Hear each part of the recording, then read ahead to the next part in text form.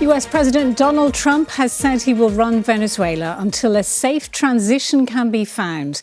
His comments come after Venezuela's president and his wife were flown out of Venezuela in the early hours of this morning after a wave of US strikes on the country.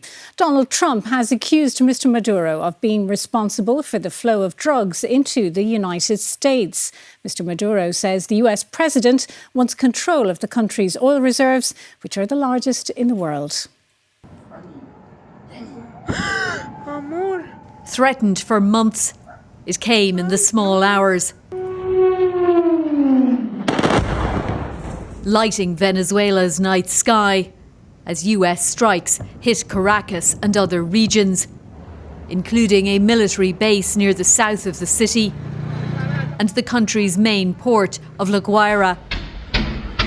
Followed shortly afterwards by news that President Nicolas Maduro and his wife had left the country, having been what US President Donald Trump described as captured by US forces. This, the last footage broadcast of the Venezuelan leader yesterday, when he welcomed Chinese officials to his residence. This, an image issued by the US President this evening, as Washington confirmed that Mr Maduro and his wife have now been indicted in New York on drug and firearm charges, with the country's army saying it still supports the ousted leader and opposition parties calling for immediate political change. The US says it will step in to prevent a power vacuum. We're going to run the country until such time as we can do a safe, proper, and judicious transition. So we don't want to be involved with having somebody else get in, and we have the same situation that we had for the last long period of years. So we are going to run the country until such time as we can do a safe, proper, and judicious transition. Despite President Trump's confidence, there remains a political wariness about the legality and long-term consequences of Washington's actions. Well, I want to establish the facts first. I want to speak to President Trump. I want to speak to allies. As I say, I can be absolutely clear that we were not involved in that. And as you know, I always say and believe we should all uphold international law. But I think at this stage, fast-moving situation, let's establish the facts and take it from there. For a US president who campaigned on America first, today's events are also likely to cause concern among Donald Trump's base, who may fear their leader's ongoing interest and involvement in other countries' affairs. Fiona Mitchell, RTE News. Well, for more on this, we're joined live now from the US by Washington Bureau Chief for The Guardian, David Smith. David, thank you for joining us this evening. President Trump confirming that the US will run Venezuela. What's the reaction there been to this news? Oh, I think there is shock and disbelief at this idea of the US actually running another country. And critics, including the Democratic Party, say this is a return to US foreign interventionism, perhaps even imperialism, and they want to know the details. We heard Donald Trump there talk about running Venezuela until there is an orderly transition of power, but he said very little on the actual mechanics and the logistics of how this would work. He talked about partnering with a group, presumably of Venezuelan leaders. He said he's not averse to US boots on the ground, and I think members of his own support base will be very worried about the idea of American troops being potentially in harm's way. For the past decade, Donald Trump has campaigned against those kind of foreign entanglements, as we saw in Afghanistan and Iraq. Clearly, a number of Venezuelans are welcoming today's events, but how will the US actions affect their relationships with other countries? I think it's putting a lot of world leaders in a difficult position. I mean, no surprise that we've heard condemnation from the likes of China and Russia, whereas for European leaders, once again, they find themselves walking a bit of a diplomatic tightrope with Donald Trump, in many cases not wanting to endorse an action like this, which is frankly one state attacking another, many would say in violation of international law.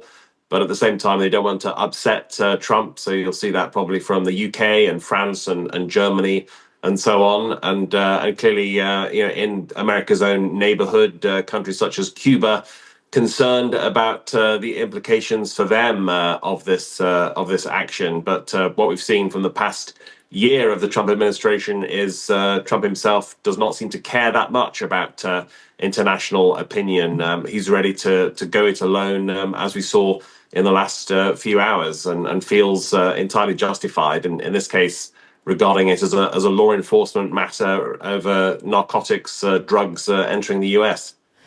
Given the events of the last few hours, do we know what's going to happen in Venezuela over the next day or two?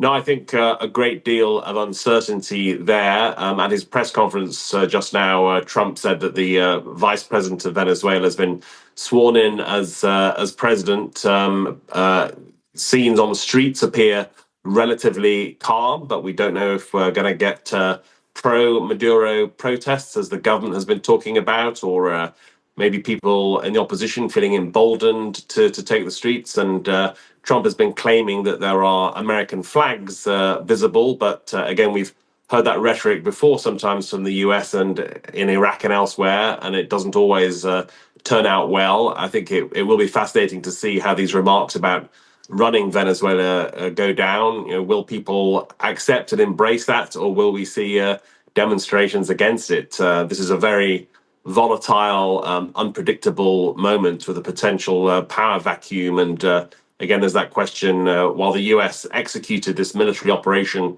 superbly by all accounts, and Trump was saying it's one of the best things we've seen since World War II, has there been planning for what comes next?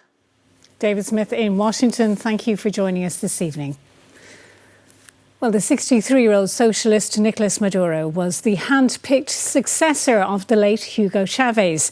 He has long been accused by critics, both at home and abroad, of being a dictator who jailed or persecuted political opponents and repeatedly staged sham elections.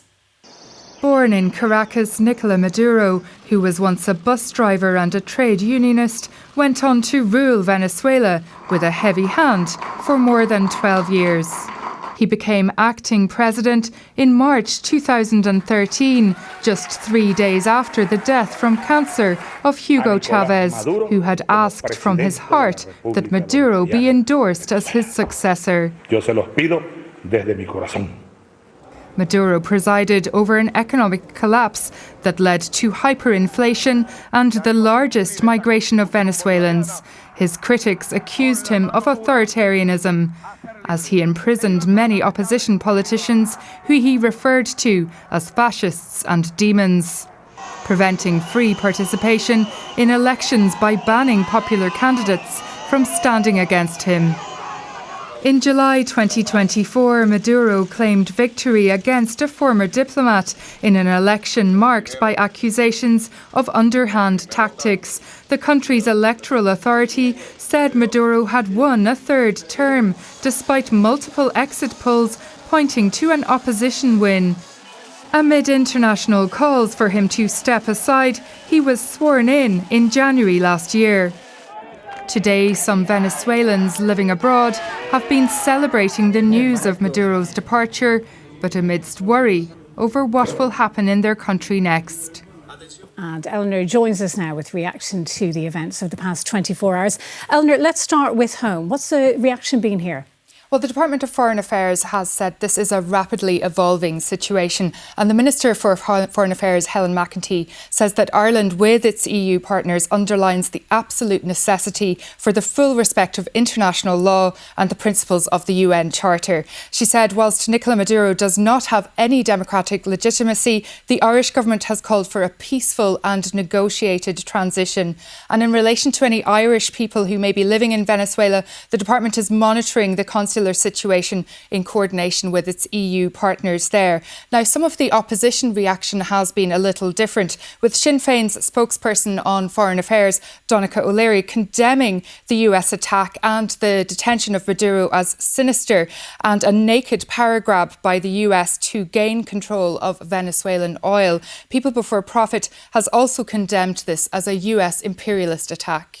What about the reaction globally? What have people been saying? Well, Maduro's allies have condemned the US actions. China says international law has been seriously violated. Russia says that the US has committed an act of aggression against Venezuela using pretexts to justify actions which are unfounded. And Iran's supreme leader, Ayatollah al-Khamenei, has said the enemy was arrogantly trying to impose something on Venezuela. Meanwhile, France has said that there can be no lasting political solution imposed from outside, and only the Venezuelan people can decide. And Ecuador has said it's time for the opposition and the Venezuelan people to reclaim their country. Eleanor Brownhill, thank you.